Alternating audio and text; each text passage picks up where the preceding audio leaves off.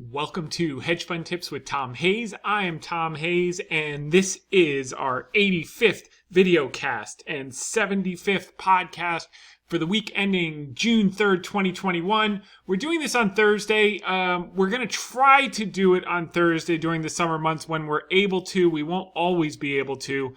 A number of you have asked. I think with people getting out and about and back to their normal business, they want to get out and party and see their friends. So summer is a great time to do it. So we'll try to get as many done on Thursdays as we can, but otherwise it'll be on Friday is our normal date. So kick it off. We got started. We'll kick it off with the media spots. By the way, tomorrow is Friday. I will be on Fox Business, the Clayman Countdown with Liz Clayman just after 3. Thanks to Liz and Ellie Terrett. So tune in if you're around for that. Okay, on Wednesday morning, I was on with Brad Smith and want to thank Ellie Thompson and Rebecca as well for having me on. This was a great segment, 10-minute segment. We were able to go into a lot of stuff. And, he was kind of asking about the general market to start off with. And I made the point that, with the market up around 90% off the pandemic lows, it's harder to find value. And our new focus has been on Chinese stocks. They have been hit exceptionally hard for 3 reasons. One was the Archegos Bill Huang blow up. They had to unwind about $100 billion of Chinese stocks between his family office and then the prime brokers that were hedging out their total return swaps that they had sold to him. So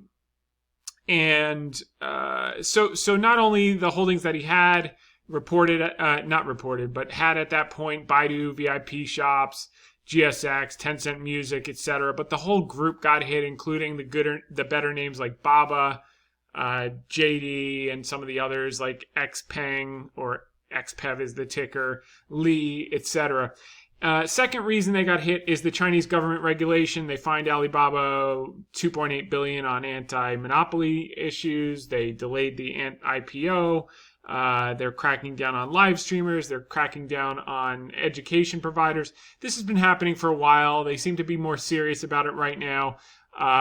With the education stocks, they got hit hard because there's a fear that they're going to take away their ability to do tutoring. Well, first off, for children over 6 years, children under 6 years old, which that's probably not going to have a huge material impact if that goes through. But the bigger impact would be if they restrict doing tutoring on weekends. My guess is they won't. But if they did, it would be a third of their business. Now, most of the education stocks are down, 60, 70, 80%. So it is pricing in that bad news. So if it's anything less than that, or even if it is that, it's a sell the rumor, buy the news situation, you could see a bounce from there. So, the culture, the education-based culture in China is not going to change where, parents are going to say, I'll just, send my kid to school and not give him extra tutoring, and we'll just roll the dice and see how it goes. That's, that is not part of the Chinese culture. So, from someone who doesn't know a lot about the Chinese culture, but enough that, education is a top priority. So I think there'll be some middle ground. I think these are overdone. And we should be nearing capitulation. And then the third reason was the inflation fears. In Q1 and Q2, you saw yields spike up from 100 basis points to 175 basis points in 7 weeks. That fear was that, obviously, with rising rates, the companies that have long duration earnings, namely tech companies, China's heavyweights are tech companies, those future earnings 3, 4, 5 years out are less valuable when rates go up, when inflation goes up, because the discount rate changes. And that's another reason that tech and Chinese tech got hit hard. With yield stabilizing now between 150 and 175 basis points on the 10-year for the last couple of months or so, and commodities starting to stabilize, ex oil in the last few weeks. As a matter of fact, I will bring that up right now. I think what's going to happen is we're going to move into this period of seasonality where these stocks are going to get bid in a major way. The interest rate sensitive and the ones that were sold off on the basis of inflation fears. Why is that? X energy, pretty much the entire commodity complex has softened in the last couple of weeks. And like when rates were going up parabolically earlier in the year, until they stabilized, people didn't know where it was going to stop. Now, if you look here, other than energy, which, as I've been saying, this is a period of seasonal strength into Memorial Day. And while it could continue to rip higher as it's broken out from certain levels, etc., I would not be surprised if this takes a breather on a seasonal basis, number one. And number two, on the Iran deal. Now, the Iran deal appears to be pushed off till August. If that changes, that would be an abrupt surprise. But when that happens, that's when you're going to see some softness in oil. But leaving that aside, look what's happened to copper. Okay, that was a huge indicator of inflation.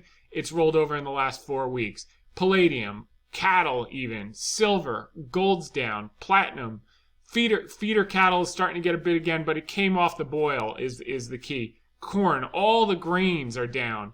Soybean meal down huge.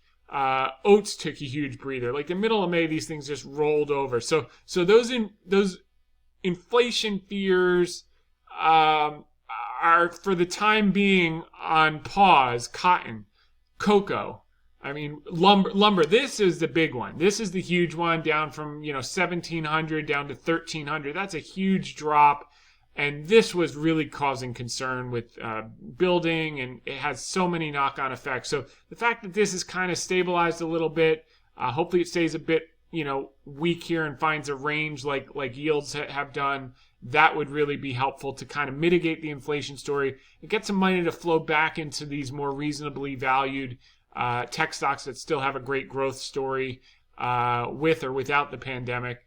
And then the other thing you're seeing is a little bit in the dollar, so that's going to that's going to put a little pressure on these commodities, keep them more subdued in the short term. These are major developments that I just want to point out that were the cause for them selling off, and now may be the cause for them starting to get bid. The other thing I want to talk about is tech seasonality. So this is from Equity Clock, and this is by sectors. And this is very interesting. As you can see here, the energy sector, and this is an average. They do 10 years of data. In most of their studies, they use 20 years of data when it's available. So it's 10 to 20 years data, but these have held true for as long as I can remember, decades. This is just the seasonality of most sectors on average. Doesn't always hold, but on average is what we look for, and then we manage risk around that. So, the general market does well from, let's just start at the beginning of the year, January through May. Sell in May, go away. So then what happens when the market goes sideways in the summer doldrums? That's when you get a change of guard, and that's why we've been building up the staples, the healthcare, the utilities. You can see here, which we do think these are going to take their second leg up.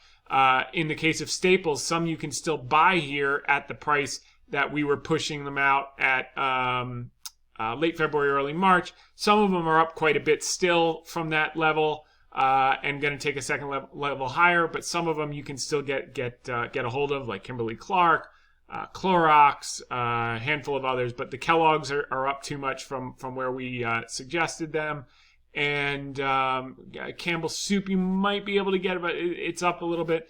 Healthcare, there's going to be a huge opportunity, which we're going to talk about, because June is when all the FDA approvals come out. So you have the PDUFA dates for June, and you're going to see a lot of action coming in biotech and big pharma, and that usually lifts the whole group. So even if you're not in a name that specifically has a binary event, approval, disapproval, or rejection rather, the whole group starts to get bid and people start to pay attention to it. And it happens every single June. So Biogen's got that huge Alzheimer's drug. that's been like kind of in limbo. Now analysts are seeing a 60% probability of that thing getting approved. UBS analyst Colin Bristow sees a 60% chance. Given we are less than 1 week away from the deadline, our expert now sees a 60% probability of approval versus 30% in April, noting that the FDA is likely taking time to finalize the label post-marketing requirements. In a separate note, BTIG analyst Tom Schrader wrote that he now sees a 70% chance of Biogen being approved. And, okay, now, what happens if it does get approved? Well, there's this guy, if approved, Biogen stock could soar to $400. It's now at $272. Mizuho Securities analyst Salim Syed said in his note to clients, but if the FDA rejects aducanumab is the name of it, aducanumab, it could plummet to around $200. So, the point is the rotations under the surface, the rallies under the surface. So, the average retail person sees that and said, oh my God, it can go to $400. And they immediately rush out to buy options, which are expensive as hell. Why? Because everyone's waiting for the result. And even if you do get a move to 400, the options are so expensive that you're not going to make that much money. So you're often better playing derivative plays like the IBB index, like the XBI, like some of the other names we've talked about, Novartis. We have Pfizer still. We think that's got a little more juice in it. Novartis we think has a lot more juice in it. And then there's a number of biotechs that have just been trading down for a while that I think as the seasonality comes in and as some of these approvals go through, you've got Gilead, of course, you've got Vertex, BioMarin, just a handful of these that have been languishing while the general market's up, waiting for this kind of change of guard, this seasonality that kicks in at this time of the year. And then technology, by the way, which we covered in our article this week, we're going to emphasize, it starts to pick up, and it usually is part of that summer rally that we talked about last week, where the S&P tends to be up 7% from its May lows. At some point in the summer, you get that rally 7.5%, 7.23% up from the lows, but it generally obviously doesn't hold because why? August, September, and October tend to historically be a little bit weaker and more subdued. So you get that ramp up, tech flies, and some of these others, and then you can trim into that. But this is kind of how we're set up here. And and note that all of the excitement now is coming into energy after these huge moves. It's not to say energy won't keep pushing higher. I hope it does. But I'm just mentally prepared that although we have energy holdings, that those might weaken in the next handful of months before resuming their uptrend and pushing very high for the next 3 to 5 years. And I put a little interesting picture here. This is an old picture of Mohammed bin Salman, MBS, the Crown Prince, and Putin sitting at an OPEC meeting, smiling and laughing and joking together. And I was going to put a caption in, with Putin telling MBS, can you believe they're shutting down drilling in Alaska for wildlife? And, they're just laughing all the way to the bank as we just shovel tremendous amounts of wealth and market share back into their pockets, and they'll be naming the price, for the next handful of years based on current policy as we reduce supply and increase our dependence on foreign sources. When we have more supply than we know what to do with, it's just regulation is now coming in. It's a change of guard. And it puts us at a competitive disadvantage with prices going up, and it's going to impact everything. So we're helping these guys with our current policies, and so on the one hand you could say that's good, that's bad. It really doesn't matter. How do you make money from it? How you make money from it is last year when we were pounding the table, you loaded up on energy stocks, and there are still some that you can get at subdued levels, and if you missed it, I think you're going to get another opportunity, not at the levels from last year, but probably in the next few months to pick up for the long term over the next three to 5 years. So, okay, moving back to Brad Harris, we talked about the seasonality. The other aspect of seasonality by sector we'll cover in the article. And then in the context of these Chinese tech stocks, our favorite pick is Alibaba. And if you look at Alibaba since their IPO, their average PE has been 28 times. Their current PE is 18 times next year's estimates.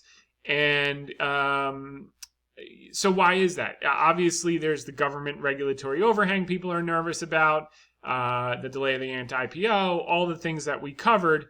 However, the Chinese government needs Alibaba to fulfill on their plans of what they call dual circulation, which is they want a massive amount of internal consumption in case the U.S. allies with Europe and they start to put pressure on China for different trade factors that could hurt China's exports. And by having a thriving internal consumption economy, they can withstand that. Now, I don't anticipate that's actually going to happen. I think that this administration will lean towards the humanitarian issues over some of the other issues that the previous administration was focused on, namely trade and us maintaining our economic hegemony. So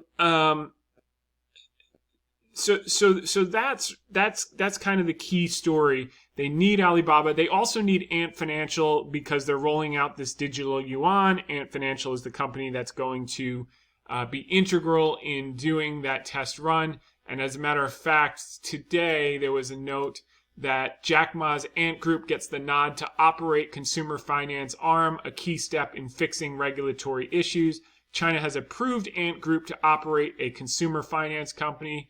Ant will hold a 50% stake in the new entity. The creation and operation of a consumer finance company is a big first step for Ant Group to resolve its regulatory issues. Well, they resolve it. Guess what? They go public. Baba owns a third of that. That's $100 billion. They can use that for expansion. They can use that for buybacks. It'll be a good thing for the stock. So that was a big breakthrough.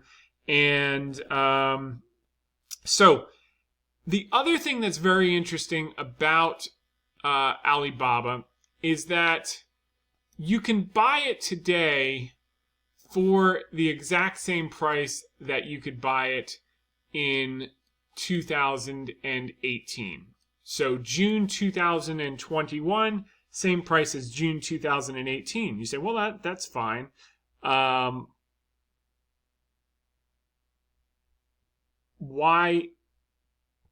does that matter? So it matters because what's happened in the interim is revenue has doubled, cash flow has doubled, and earnings has doubled. So you get the same price for Alibaba stock. The difference is twice as much revenue per share, twice as much cash flow per share, twice as much earnings per share. And that's really a big deal. So we like this stock. We're starting to see more and more smart people come around. There were some notes out by Tweety Brown. Charlie Munger actually bought it in Q1 of this year for Daily Journal, which is his investment vehicle. And he made it 20% of the portfolio. It's one of his biggest positions. That was a new buy. So that's certainly a big deal. And then we moved on with Brad to the jobs report. There was a big miss last month, 266,000 versus 900,000 plus that they had wanted, despite record job openings. JOLTS report, the highest in the data series. So why were we adding so few jobs when there's so many jobs available?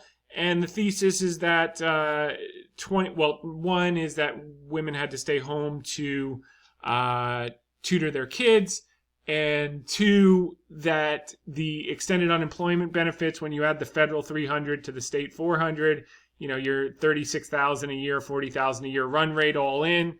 Many people made more money or will make more money staying home through September when these extended benefits expire than they would going to work. And as a result, 24 of the 50 states extinguished those benefits last month. And so we expect that will have some positive impact on the jobs report tomorrow. But the 26 that kept the benefits are the most populous states that have the most people on the benefits. So, I don't expect a huge beat tomorrow. And you could certainly get a miss. But the point is, I think that the jobs reports from now through September will be subdued enough, whether they beat modestly or they miss big, I don't know. But it will give the Fed enough cover to delay tapering until Q1 of 2022 versus consensus of 2021. So right now everyone thinks they're going to roll out their tapering plan in August at Jackson Hole or the equivalent, and then they're going to start tapering in December, and the market will not react kindly to that in the short term. But it will work through because the growth will be sustainable and it will power through. Friday, tomorrow the expectations are for 664,000. So that's number one. Number two, you have to consider with Chair Powell, not only is he committed to getting a job to everyone who wants a job will have a job, he's very focused on not having structural employment, which we did have following the great financial crisis. It's almost as if his brother-in-law lost his job at age 55 and never got reemployed for the last 10 years, and he's had to pay his brother-in-law's rent or something. I mean, this seems to be hit really home for him in that he does not want to see that, and he's willing to let the economy run as hot as possible in order to get as many of the 8 million people back to work as want to go back to work, and probably to get that unemployment rate down to 4.5. So he'll let it run hot. That's number one. Number two, you have to consider, and I say it a little bit tongue-in-cheek, that he's up for reappointment in February of 2022. Now, if you're a professional athlete and you're up for a contract renewal in February, you're not going to you're going to do your very best up until that period. You're not going to take huge risks of making big mistakes between now and February because you want to get that contract renewal. Well, I think the same is true for any human being that's in a position that is of importance to them. And I would be very hard-pressed, unless inflation just gets out of control, which is a lower probability after the base effects are behind us. I could see him pushing off tapering until after that reappointment, and that would be consistent with the data that is anticipated. The last few subjects that I was scheduled to talk about with Brad were earnings estimates continue to climb. 2021 are at 188.54. They probably come up a bit more in the last 2 weeks. They haven't FactSet hasn't published because of the holiday, and next year's are already up to 210. If you recall, we had been talking months ago when they were at 175 and I think 195 that maybe we would see 190 to 200 for 2021 and 210 to 220. I think we're now going to get towards that top end of the range, and that would certainly be a good thing. And then finally was the meme stock AMC story that they wanted to discuss. We ran out of time, but the basic story is, look, they've got 1,000 theaters. They're the biggest player. In 2019, they did $5.4 billion in revenue. They lost $1.50 or $1.44 per share. Next year, they're expected to do $4.7 billion of revenues and lose 85 cents a share. Now, so if you take a look at it, in 2019, pre-pandemic, the 52-week high for the stock was $16 a share. The 52-week low was $7 a share, with no pandemic problems, no residual effects from that, plenty of box office hits to show, and greater than 10% more revenue than they expect in their rosiest scenarios for next year. And so now the stock is whatever it is, over $60. Basically, to buy the stock here above $60, you have to believe that 4 times as many people are going to go to the movie theater in 2022 than went to the movie theater before the pandemic in 2019. Now, you could say there's pent-up demand, so maybe it'll be double. That's fair. There's going to be a lot of box office rolled out all at once. That's fair. But you also have a lot of these new streaming services that aren't leaving it in the theaters as long, like Disney, number one. Number two, they can preempt the theaters if they don't like the deal. And three, many people have built their own movie theaters. I mean, on this call, probably there's a lot of hedge fund people that listen to this call and professionals. My guess is a third of the people on this call probably have their own movie theater in their house. And I think, and people who don't, they have got beautiful big screen TVs and couches and everything else that, while it'll be exciting and novel to get back out to the movie theater in the short term, I think you go back to a normalized run rate after the first 6 to 12 months, after all the blockbusters are out. So, it's hard to get there. And maybe you could get to double where it was trading at its highs in 2019 on a reasonable, optimistic valuation. That said, there's 21% short interest. There's a structural issue. You've got what they call the apes, the retail apes, pushing the stock. So, and buying a ton of calls, which the brokers have to hedge by buying the stock. So that'll go on for a little while, but ultimately it will revert to its intrinsic value, whether that's in days, weeks, or months. No one knows. If you're a gambler, play the game. If you're an investor, I would take a pass. The short term is a voting machine. The long term is a weighing machine. Even Mudra Capital, who put $230 million into the secondary offering, flipped out the same day for a profit to the retail investors who gobbled it up. And that's the story there. So thanks to Brad Harris and Allie Thompson for having me on. On Memorial Day, the day after Memorial Day, I think the futures were up, and Devik Jain gave me a call. Thanks to Devik, and I said the market's pricing in. This was AMC. The stock is pricing in a lot of good news. Unless you're making the bet that more people are going to go to the movie theater than did in 2019, the stock might be a little pricey. Is an understatement. Then I want to thanks to Devik Jain over at Reuters. Thanks to Ellen Chang over at U.S. News and World Report. Appreciate Ellen putting me in her article this week about the healthcare sector, which we talked about the seasonality just now.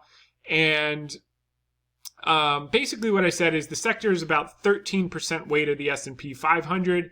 So people with a lower weighting in their equity allocation may find this is a good time to gain additional exposure to the group, as healthcare is a defensive group, which, by the way, is why these defensive healthcare staples, utilities, tend to do their best during the summer period, is defensive sectors do well when the general market is choppy or indecisive or even weak. Which, generally sell in May through October is weaker than, November through May. So, as a rule of thumb. So basically what I'm saying is, defensive groups tend to outperform when the general market is weaker and indecisive, as is historically the case May through October on an average seasonal basis. So by adding into, if you're underweight healthcare, in simple terms, you're buying low and selling high, which is a simple axiom, but one of the keys to long-term success. Many investors chase what has worked in the recent past. So what you're seeing right now is everyone's now chasing oil and banks, which is what we loved last year, extrapolating that it must continue into the future. In most cases, the herd buys after the bulk of the move is in the rearview mirror. Now, short-term move on a secular basis, I love banks, I love energy, and I'm not lightening up that much. I'm trimming at the margins, taking some profits, and I hope to re-add if we do get weakness in coming months. So thanks to Ellen Chang. Also want to thank Herb Lash called me today. He must have called me before I ate lunch, because some of these quotes are a bit cheeky, I gotta say. There was a quote out that there was a headline out this afternoon. The Dow, for instance, was down 200 some odd points. The S&P, the equivalent percentage, and it looked a little grim in the morning. And then the market just rebounded and nearly finished positive. At least the Dow did. S&P a little lower, and NASDAQ a bit lower than that. But the headline that turned things was that Biden might give way on the corporate tax rate to get his infrastructure plan done. And, they've been talking about 28. It's at 21. The market probably thought maybe they could get to 25. This headline implied that, and he might give up something on this 15% minimum tax. So bottom line is, what was a headwind for corporate earnings now might become a tailwind, and that's what changed it around. I made a few quotes. Again, I must have been hangry at the time, but they're accurate in that. Okay, so it's a headline that actually turned things around. Possibility that the rate for corporations will be certainly less than 28 proposal and potentially not at all. Although I would find that surprising to say the least. So, the market had its mind set on the middle, 25, somewhere in there, and that has a huge direct impact on earnings. And if that's accurate, that's probably why you saw the big turnaround just about an hour ago. There's a higher probability that Democrats push through whatever the hell they want. That's what I said to Herb. Although Biden wants to appear like there's a bipartisan outcome, and he may be earnestly trying for it, the probability of both sides coming together and compromising, particularly when one side has no real reason to do so, they can push it through with reconciliation, it's just simply unlikely. If I was a Republican sitting in Congress right now, I'd just be like, what the hell are we doing? We should just be golfing. Why are we even going through the motions? Because fundamentally, I mean, unless you have Joe Manchin really going to turn the tide on these things and just block them, the Democrats are going to push through whatever they think makes sense, and elections have consequences. So cautiously optimistic on that positive development, as you could see from my quotes, but that would certainly be an unexpected positive surprise if they did come to the middle on some of this stuff and have a reasonable outcome. Okay, quote of the day: the key to making money in stocks is not to get scared out of them, from Peter Lynch. So we saw a bit of that this morning. Speaking of getting scared out of, we've got two Ask Me Anything questions for this week. Both are from the same person. Ben Healthy is his name, or his nickname. And if you've been following for some time, Ben asked some good questions over the last year. And so he goes, okay, hi, Tom. Great podcast the last couple of weeks. Here's a new podcast question, though I'd love a quick reply today if you have a moment. You had mentioned a couple weeks ago that Splunk might drift lower into earnings. Thus, I haven't bought it yet since it actually moved higher into earnings. Now that earnings have been released and Splunk is selling off some, at what price should your listeners consider adding new money to Splunk? Look, number one is it's not financial advice, and I don't give advice. What I do is I share what we're doing, and then you can look at your situation, talk to your financial advisor, and see what makes sense for you or not. Obviously, not everything is going to work. Some do, some don't. But as it relates to Splunk, let's talk about it. So what are the facts about Splunk? So Splunk, here's from Barron's. It had better than expected. It posted slightly better than expected results for its first fiscal quarter. It reported software revenue, provider network analytics software reported revenue of $502 million for its quarter, 16% increase from a year earlier, modestly above the company's guidance range of 480 to 500, and Wall Street consensus was 491. The company lost 91 cents a share on an adjusted basis, which was bigger than Wall Street's forecasted loss of 70 cents a share. So they beat on the top line, they missed on the bottom line. I saw the CEO on Bloomberg tonight, and he said that was a lot was related to compensation costs, which is a good thing because they're selling more than they had expected to sell in their guidance, so they had to pay out, I guess, the commissions.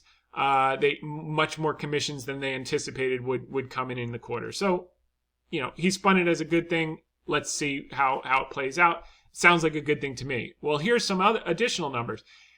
If you recall, the reason the stock's down, as we've discussed in past podcasts, is because they're transitioning from a licensing model to a subscription model, and which will be really positive for the multiple and earnings power going forward. But its cloud-based annual recurring revenue was $877 million, up 83%. Total annual recurring revenue was $2.47 billion, up 39%.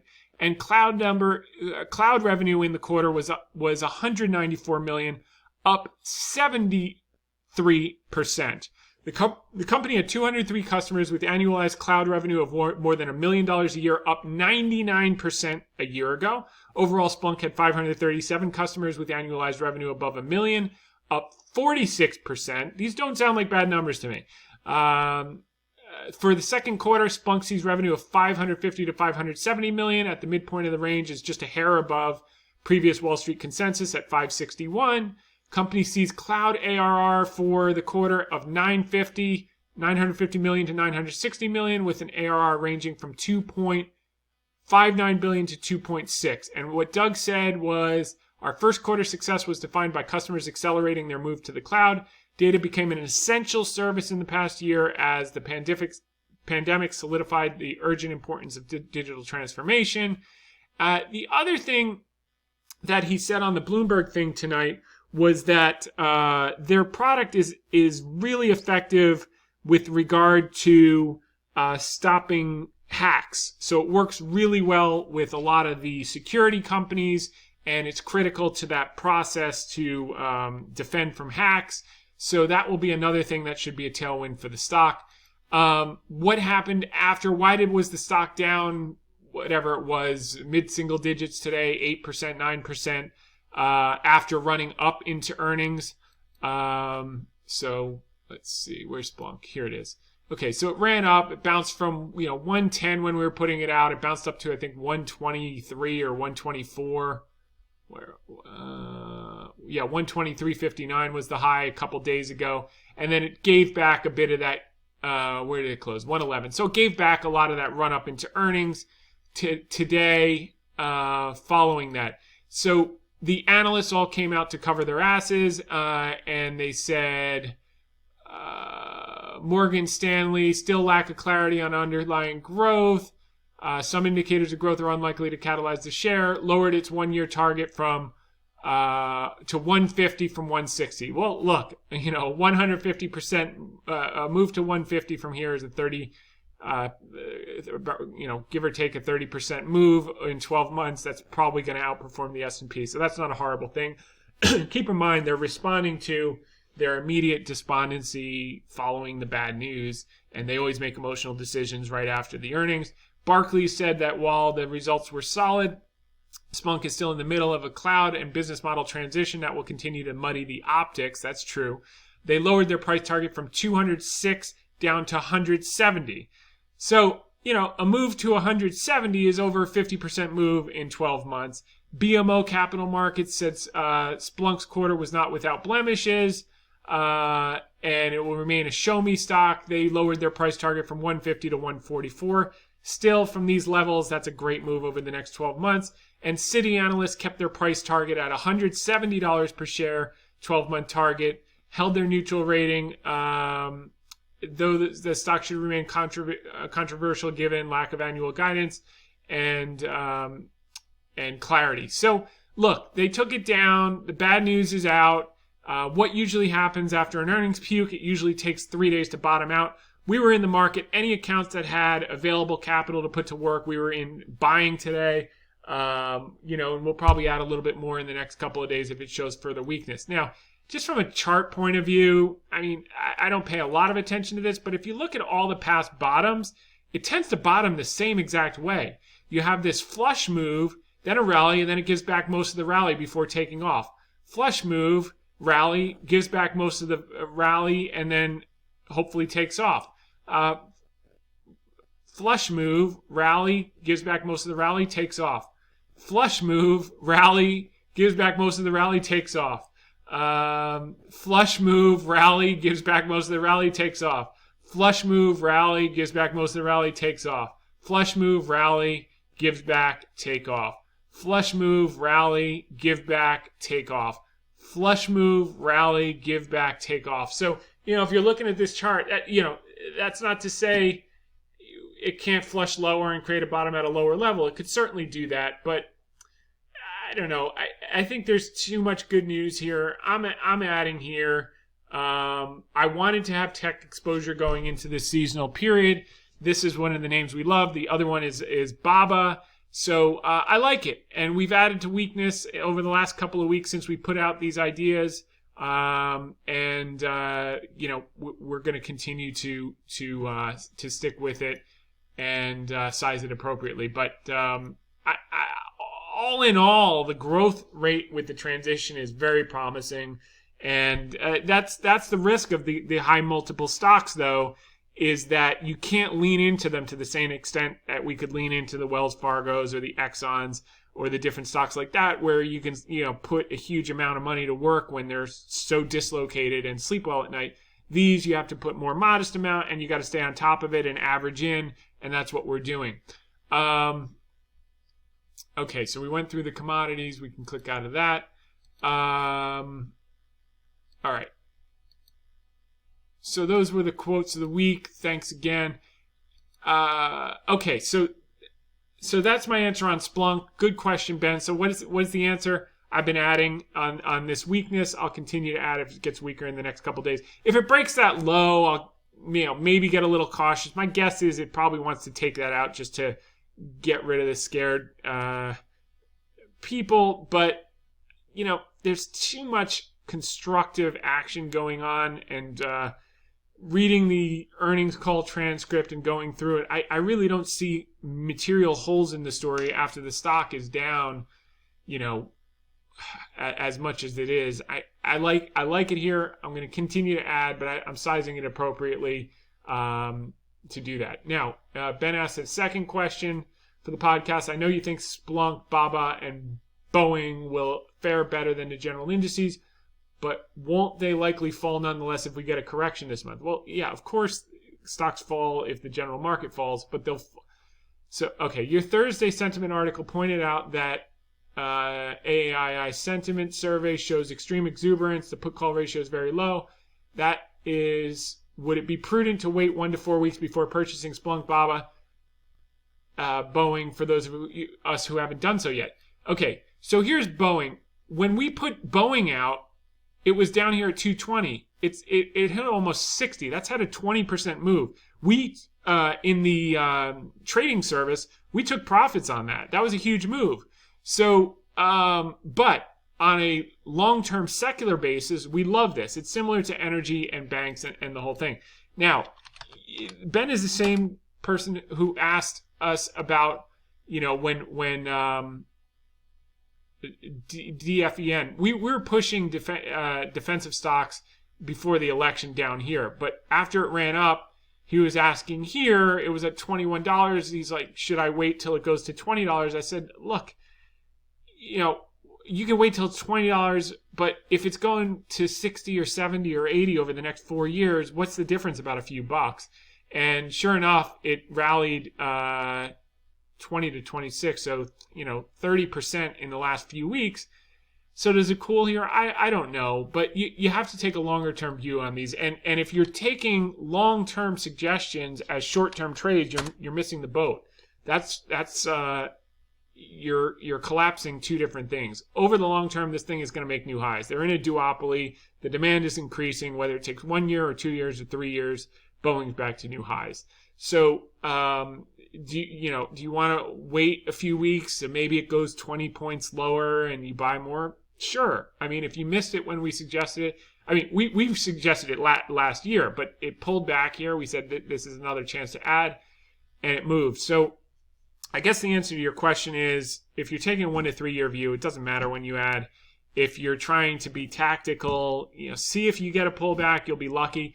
But I wouldn't be so certain that we're going to get a pullback. First off, the AAII sentiment survey result, I found it to be less useful in the last few months. As a matter of fact, I think the founder died and a family member is running it. And since that happened, I don't know if it's just coincident with the market climate. I'm putting less weight on it than I have. I think the magnitude of the survey is like 300 retail traders. So it's not this broad swath of surveying that would make a reliable data point. It's something to just keep an eye on, because if you also looked in that article, the fear and greed index was neutral. So Yeah, it's worth keeping an eye on. As far as what you're saying about the put call ratio, here's the 10-day, which is a better indicator. It's just rolling over. It's not to say it can't reverse and go up, but it tends to trend down after a spike up. So I wouldn't be so certain. Now, generally with the skew spiking, so everyone had placed these bets on the end of the world coming. You know, historically, you want to get a little defensive when that happens, but when it's rising. So, like, for instance, after the crash last year, everyone stopped placing bets because it had gone so low, and that's always like a no-brainer buy signal. When it's overdone, sometimes the market can keep ripping higher.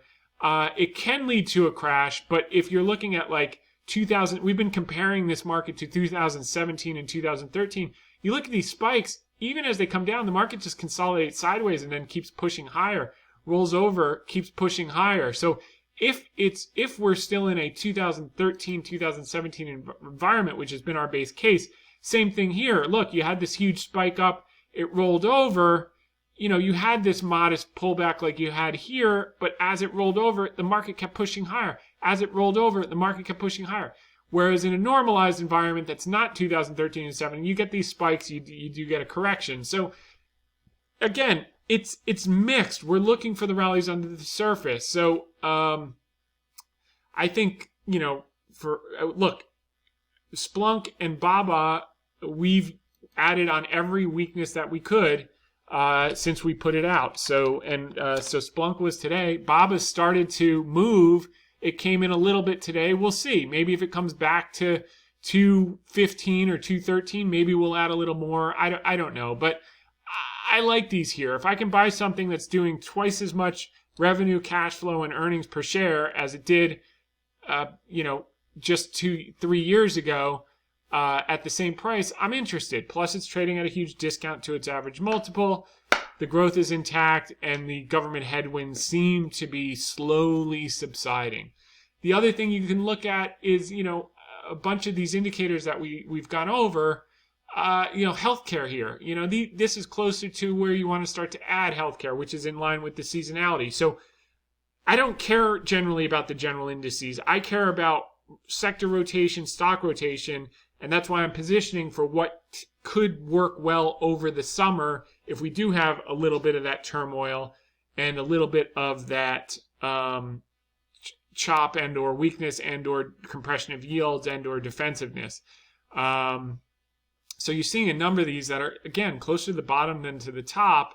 None of these are perfect. By the way, the National Association of Active Investment Managers, remember I said that they would have to chase up in the correction, and that's what's happening. There's still more room to chase here. So PMO buy all, that's only halfway up. At 100 is where I would get more defensive. Same with buy Dow Jones. Same with buy SPX. These are just getting started. So I think you might be, I understand the put-call ratio, but I think you might be looking in the rearview mirror because we just had a correction that scared everyone out. So the people that got whipsawed on that, they're saying, oh, well, it's got to come back. But it just happened. So, no one can perfectly tell the future. All you can do is weigh the odds. And from what I'm seeing, there's still some opportunity under the surface, but that's why we're being surgical in what we focused on. Couple quick things I want to cover. I didn't realize that all these questions would take so long, but I think a lot of people are going to find this very helpful, Ben. So thanks for sending that in. I think you have a clear answer on what we've been doing. As for what you should do, I have no idea what you should do. You should talk to your financial advisor, but I'm just sharing what we've been doing. Okay, so this is interesting. So Sam Zell, if you recall a few months ago, maybe weeks ago, I said we were looking at a couple hotels in the oil patch in January and February, and they just went for so far beyond, like, there was zero distress. Well, even Zell, who's known for a billionaire real estate guy who's known for grave dancing, he's just kind of thrown in a towel and he's paying up for hot properties. So that tells you everything you know. The pain of paying fair value for a property is less than the pain of not being hedged for inflation, I guess, is his view. And he wasn't able to drive a hard bargain. He bought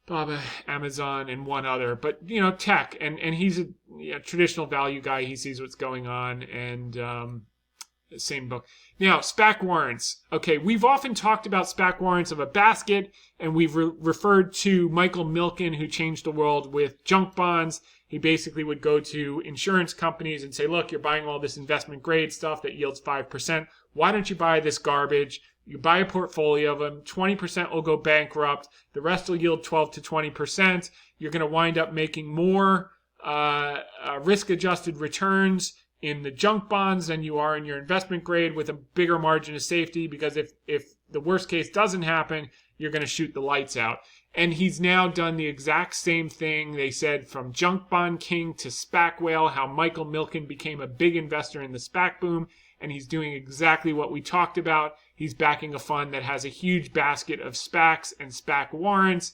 You can see them here. This article's in Forbes. Just go to Forbes and put in Michael Milken's name. It'll come up, and you can see all the SPACs and all the warrants that fund is in. And he's doing it the exact same way. 20% aren't going to work. 30% aren't going to work. The ones that do will be up 3, 5, 10x. It's the same way we explained it to Brad on TV. But it was nice to see, all these years later, I was saying this is exactly what Michael Milken would do. Well, this is exactly what Michael Milken just did. So there you go. All right, so the article of the week, the My Thang stock market and sentiment results. This is, I guess, a new group called Tiger Lily, My Thing, and the lyrics are, I'm going to keep doing my thing, come shine, come rain, whatever the weather, I'm going to keep doing my thing. And that's just testament to the stock market. It's basically been grinding sideways, no matter the bad news, good news, whatever. It's just doing its thing. And we're focused on the opportunities under the surface, which we covered. Brad, here's the technology sector seasonality that we were talking about. It tends to grind flat till mid-June, and then it takes off through the end of the year. We'll see if that holds true this year. This is what I was talking about with Baba, trading at the same price as 2018, except earnings per share, cash flow per share, and revenue per share has doubled, and it's going to get even bigger next year. So, if you want to own it at that price for, twice the business for the same price, that's the opportunity. These are the earnings we went into. TSA travel is kicking off. The leisure travel is going through the roof. Business is coming back. Cases are rolling over. Vaccines are going up. Deaths are rolling over. That's good. We covered the meme stock. This is what Ben referred to, the AAII. This is extreme. This is usually you want to fade, but this is a 2013-17 market. I think that most corrections are going to be modest, 3 to 5% max. As we talked about in the beginning of the year, we expected a handful of those. I think the big correction comes next year when taper starts, which is likely after the reappointment of Powell. And then the AAII, the fear and greed, though, was neutral. So this kind of washed this out. The fear and greed has been more reliable than this in recent months. So we still look at it, but, it is what it is. We said 2 weeks ago they'd have to chase here if they got a bounce from this, and that's exactly what's happened. There's still more room to chase. We continue to pick our spots and look for the rallies under the surface. We've spent the last few weeks building China positions, selected SaaS and tech positions, and SPAC warrants, mostly selected busted SPACs with announced deals that have rolled over, but have interesting businesses and sponsors for the long term. You can explore a list of SPACs here. We believe the big money will be made under the surface for the remainder of the year. We've always been talking about a mid-teens. We're up 12, so maybe you get another 3 to 5% in the general indices, but that's nothing to write home about. The big money is going to be made in the sector and stock rotation, which is our knitting. So while the indices continue to do their thing, we'll continue to do our thing and scoop up out of favor stocks and derivatives. Then we patiently hold them until they return to our predetermined estimate of fair value. Finally, we return them to excited buyers in the market who prefer to enter later and pay a lot higher valuations. Rinse and repeat, rinse and repeat. So that's the name of the game. Saw some usual options activity coming in the Chinese stocks this week. 3,800 contracts in IQ, 18,000 contracts in JD today. Economic data has been pretty good. ISM manufacturing beat, so that was good. Then we saw the non-farm payroll was a big ad, which may help tomorrow, but the continuing claims were worse than expectations. And this is the number, last week it finally beat after not beating for months. This week it failed again, which tells me these people are staying home until September. Despite the fact the initial jobless claims was lower, the people staying at home keeps missing expectations with the exception of last week. So that leads me to believe there's going to be enough cover to push off tapering, and push growth forward. So services PMI beat. Non-manufacturing was a slight miss. Keep an eye on that. And then oil had a big draw, 5 million barrel draw, so that was nice to see. I think a lot of travel over the Memorial Day holiday. And then tomorrow we get the jobs report. We'll see where that comes in. Expectations are 650,000 ads. Last month we had the big miss with only 266,000 ads. So we'll see if that was a fluke. But with 24 states unwinding the benefits, it should be better than obviously last month. We'll see whether it beats or not. So with that said, we'll see you next week, same time, same place. Hope you found that helpful. In the meantime, make it a great one. Thanks for tuning in. Bye, everyone.